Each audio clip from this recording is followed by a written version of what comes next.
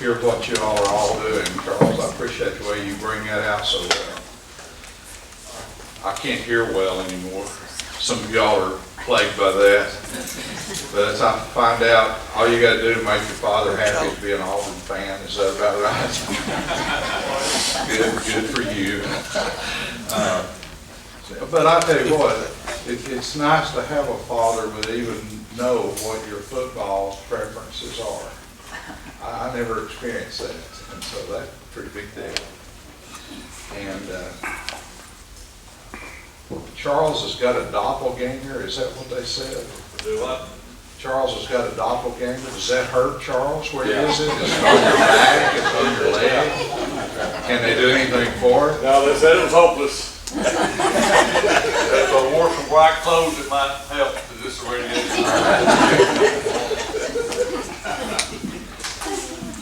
I wanted to make one comment. I appreciate Bob putting in money for his son. I hope we appreciate the kind of work that his son and others like them do.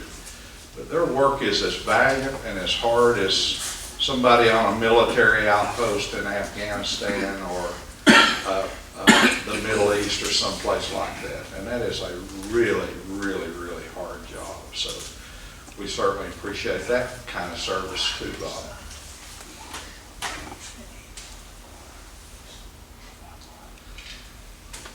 You know, sometimes these Sunday school lessons are intended for you all.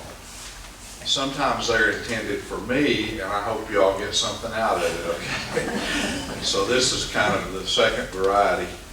I have, as you could tell from last week's Sunday school lesson, been renewing a little bit of my contact with Hinduism, which I taught for 30 years in college and university. And that I found very, very valuable. I think that sometimes in our world, if something doesn't either come out of Rome or Greece or Israel, that it doesn't have value. And that's kind of the way that our value systems and what we've been taught has kind of been constructed as a model for us all across the years.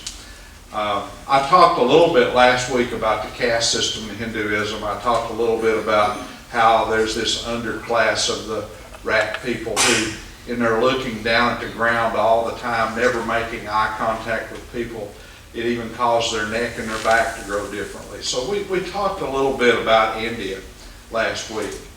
I'm afraid sometimes, however, that when we think about India, that it's through the stereotypes of outcast and people that are members of undercaste and people that are having all kinds of struggles, and surely there are people in that world that are having all kinds of struggles, but there's always been a brilliance in that world, and they've had their academics just like we've had ours. They've had their religious leaders just like we've had ours.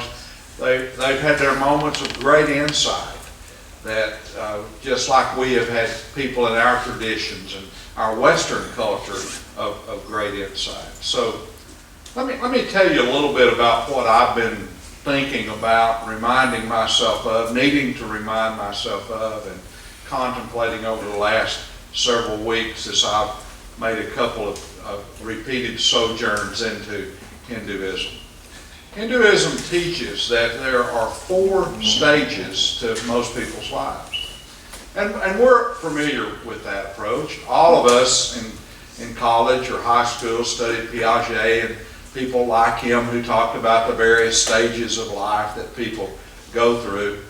I'm not sure. I'm always convinced that we go through these orderly stages. I think that sometimes we have kind of interacting dimensions to our lives that are just a little easier to talk about if we talk about them as stages. But let me start off this morning, and I'll come back to the Bible, don't worry, but Old Testament and New, don't worry.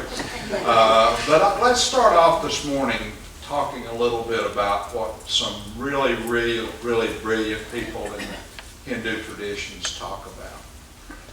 They talk about how the first stage of our life is populated by a great deal of interest in and a great deal of value that's placed upon and a great deal of activity that we're engaged in that relates directly to pleasure.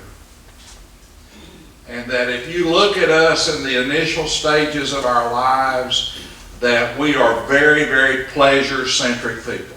And I think that's very true.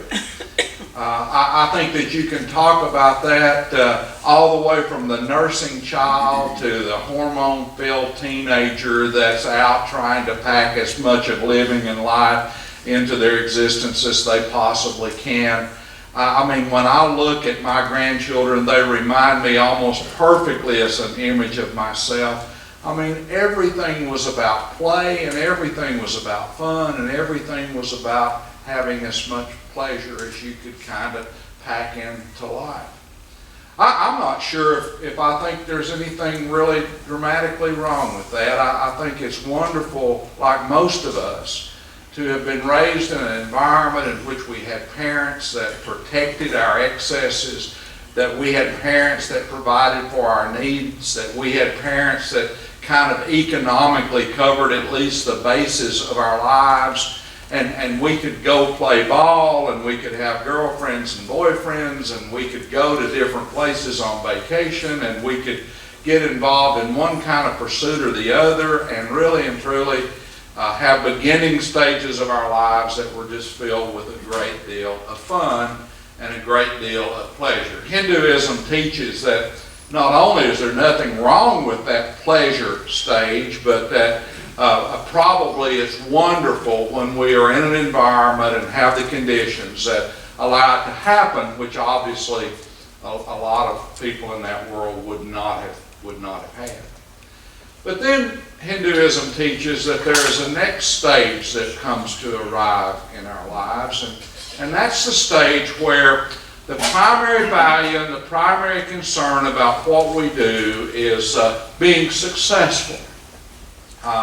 Before we are very far into this pleasure stage, even as kids and teenagers, someone is beginning to ask us, what are you going to do with your life? What are you going to be when you grow up? What are you going to do when you can't play ball and have fun and go on dates and vacations all the time? What are you going to do to be a success? And I think especially if you think about the way that your life and my life kind of probably evolved, it wasn't very long until we were on our way toward figuring out what would constitute for us being a success. And all of us have our stories that have moved around that area of evolution. In this room, we have people that have been in all kinds of different businesses and professions. We have many people that have been in multiple businesses and professions. We have people that have earmarked levels of success in almost every kind of job that you could think of, from teachers to salespeople to people that ran their own companies.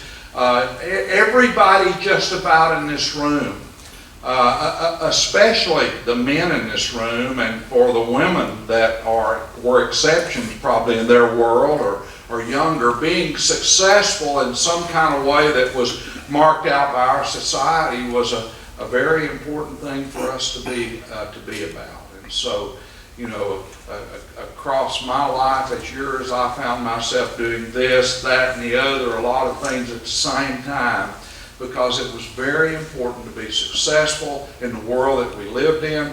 It was very important to have that kind of marker in the way that people thought about you. It was very important for a lot of us to be successful in ways that we could support our families and that we could take care of our kids and we could make sure that they were educated and on and on. And so I think Hinduism is exactly right when it teaches that we come to a stage in which being a success is very, very, very, very important and very valuable to us. And we spend lots and lots of years of our lives caught up in those ventures. We worry about millennials and young adults a little bit today, don't we? Because sometimes they protract that playing stage well beyond adolescence, and they're 30 years old and they're still more concerned with playing and sometimes letting us support those habits than they are about being successes on their own. But we're seeing that finally a lot of these playful kids that stretch it into their 20s do in fact become concerned about being successful. Hinduism teaches that a lot of people can get stuck on that play stage and try to spend the rest of their lives in it, and that can create all kind of complications. Those are obvious. But Hinduism also teaches that people can get stuck in that successful stage, and they can get obsessed with that successful stage, and that they can stay in that successful stage all of the rest of their lives. And that may be fine, and that may be okay, but in staying stuck on that successful stage, there may be a lot of life that we are able to then miss. Because Hinduism teaches that there's a third stage, and that is the stage of duty. And on that third stage, we stop being as concerned with what we can get, and we become more concerned with what we can give. In that duty stage, we begin to become less concerned with how the world can serve us and more concerned about how we can serve the world.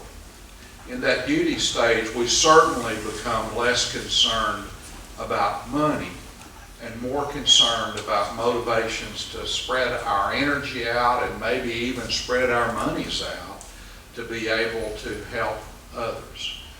It's very obvious in this class from the kind of things that we talk about every day that we have seen people that we've known for 10 years or 12 years or 15 years or 20 years who have kind of evolved beyond that success stage, which was very important, and have evolved more into that duty stage, and that life has become more about what can I give away, what can I do. And that can be very meaningful, and that can be very rewarding. I talked last week about Melinda Gates, and I talked about the Bill and Melinda Gates Foundation, and I talked about how they have become now, as a couple, the greatest philanthropists in this world, and all the things that they are doing. And Melinda Gates says in her book that I was talking about last week that she very seldom has any concern about what the computer world is doing. That she very seldom has any concern about the technical world that brought her and her husband to prominence. That her almost compelling concerns 24/7 are about how she can take the energy and the life and the resources, the trust that she has, and how she can turn that to help people in need throughout this world. In other words, she has certainly become an example of how we can enter into the duty stage of being able to give and to bless others and to transcend our own needs for play or our own needs for success, or maybe to revitalize those definitions in ways that we can find meaning and play and joy and fulfillment by giving to others. I think it's wonderful when you're around a group of people, and I see this in this Sunday school class every Sunday, where duty and giving have become of preeminent importance. I'm fine with all that. I'm fine with being able to reflect upon play and pleasure and understand the importance of that. And it's not something we give up when we quit being teenagers. I'm fine with being successful and doing things that will provide for our family and allow us to find a place in the world in which we live. Although I know I get still caught up in that too much. I think it's fine to be dutiful and to think about ways that you can help your college or help your church or help your community or help people that are in need in the world. And so all of that is really, really fine and admirable. But Hinduism says there's a fourth stage. And Hinduism says that it's very important for people to think about this fourth stage as they get older Now, you all may not have to be worried about this too much, but you're getting closer. The rest of us may be needing to worry more about this. That as we get older, we sometimes think that we're becoming less relevant. Or that as we get older, we think that we have more restrictions. Or as we get older, we think there's really not much left for us to do except to wait around and figure out what we're going to go to the Epicurean and eat tonight. That as we get older, that the work of our life, of pleasure, of success, and of duty has kind of run its course. And I think that sometimes. And I worry about that sometimes, to tell you the truth. But then Hinduism says that's not right. Hinduism says that that fourth stage may in fact be the most important of all, and the reward for everything else having been well done. Hinduism teaches that at a fourth stage in our lives, that we come to the place where maybe we are actually free to search for meaning and to search for depth and to find some kind of a deeper realization of self and others and happiness than we've ever experienced before. So that means that as we get older, we don't get useless. That means as we get older, we don't get restricted and contained. That means that there may be the opportunity open for us to be able to search for meaning and truth for ourselves and depth of meaning for our lives more than we've ever had in the past. And in the process, Hinduism says, be able to become wise and spiritual in ways that we may have something to pass on to others that is more important than any of the duty or any of the success that we were able to contribute. Isn't that a thought? That we may be able to become wise and spiritual in ways that allow us to pass on to others something that's more important than we've ever passed on to this point yet. I told you that about a month ago now that I had the chance to go hear George W. Bush. I told you that I did that with a little pushing and shoving on my wife's part, that I needed to get out of the house and do things socially a little bit more and maybe hear people that I'd kind of turned a deaf ear to. So I listened to her. She hadn't quite yet got to the machete and backhoe stage with me, but we'll worry about you, Dave. But at any rate, so I went up and listened to George W. Bush, and I was entranced by that man in a way that absolutely and totally just surprised me.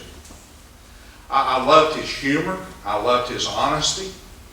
And I love the way that he talked about if he had known that he was going to be president, he would have studied harder in college. I love the way that he said that when he got to the White House, he was probably the dumbest, and that was his words, president to ever take that office. But I love the way that he said that he learned how to listen, and he learned how to read, and he learned how to give consideration to what other people were saying, that he learned how to be smarter.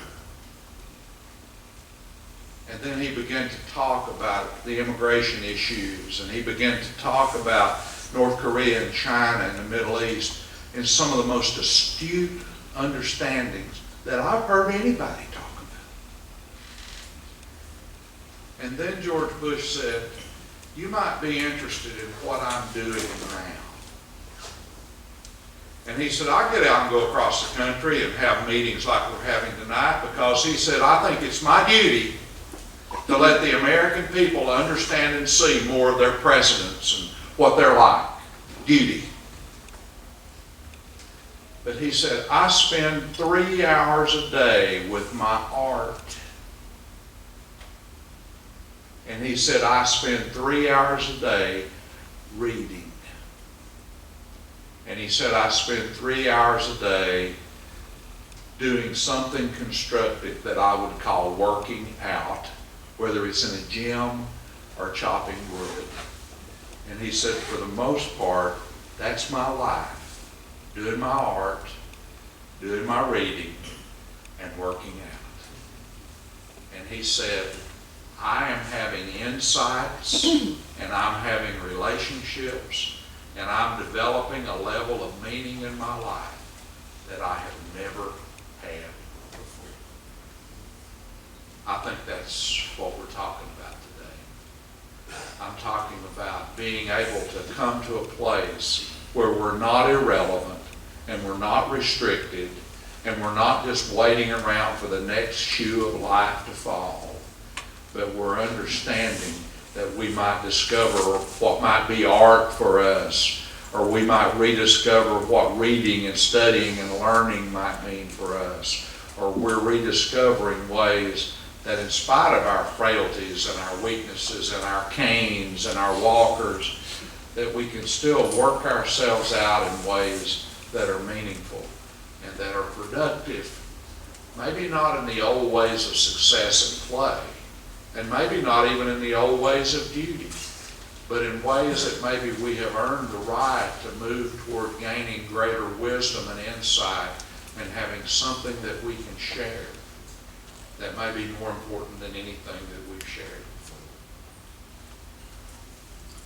In the Old Testament, there's the book of Ecclesiastes. The proper name for that book is Koheleth.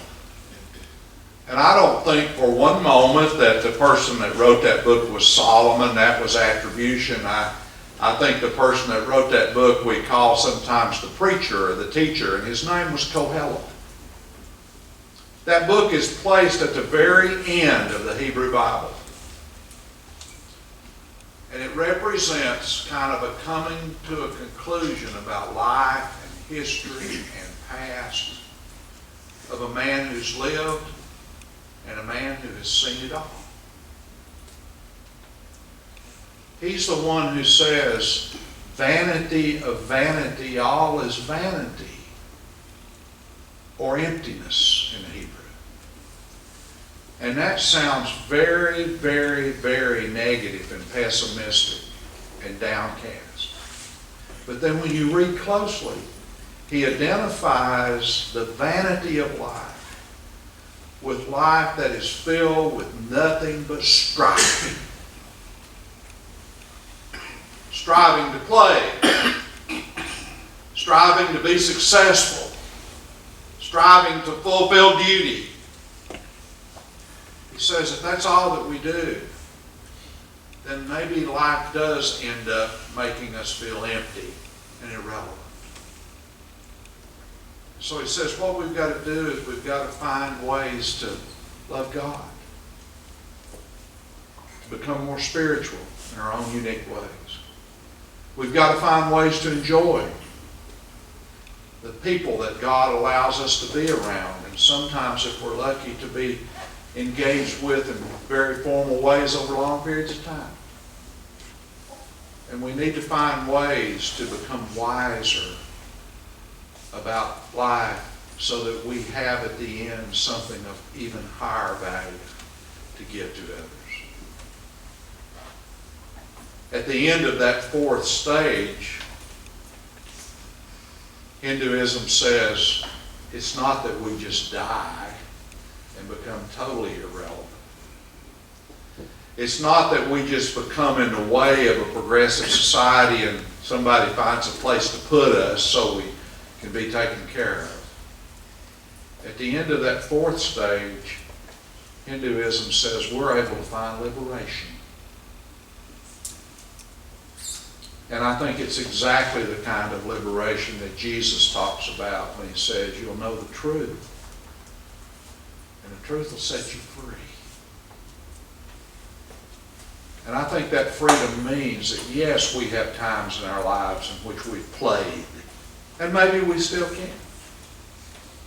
We've had times in our lives in which we've been successful, and maybe we can still do that. We've had times in which we've been responsive to the needs around us in dutiful ways, and we can still do that. But maybe we come to the place where life affords us the opportunity of a little more freedom to find meaning and to find our own truths and to find our own wisdom and to be able to have something that we can share with those around us, especially that we love, that can be more important than anything that we have ever given. Now, I'm not suggesting, like George W. Bush, that you go home today and get you a pad and a sheet of paper and soak in your bathtub and draw your feet. That's how he started. That's kind of interesting. But I am suggesting that most of us in this room have reached a time in which, if we're not careful, we will feel less relevant. And if we're not careful, we'll feel like the best years of our lives are over. If we're not careful, we'll begin to think that we're a little in the way and don't count as much anymore.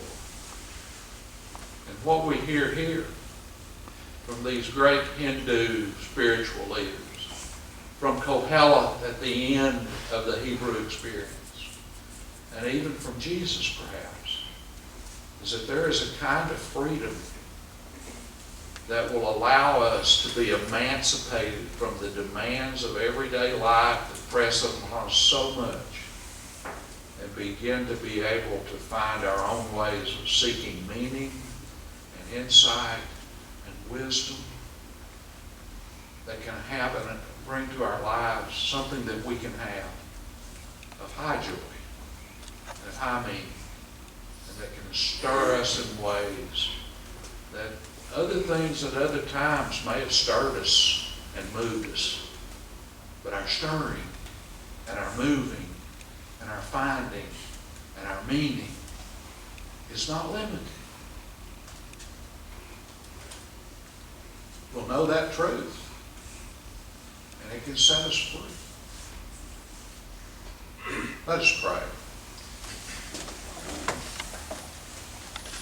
Our Father, we know what it's like to feel sorrow and anguish about the way that life passes,